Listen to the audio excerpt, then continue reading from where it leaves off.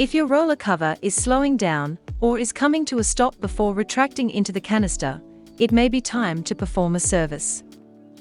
Remove and retain the 4 screws that join the top cover to the roll top,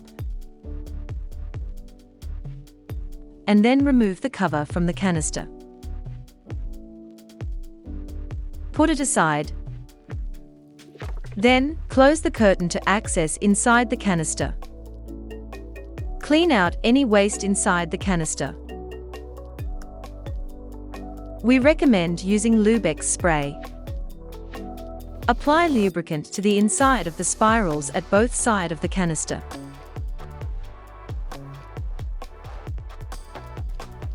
Then, reattach the top cover and secure it with the 4 screws.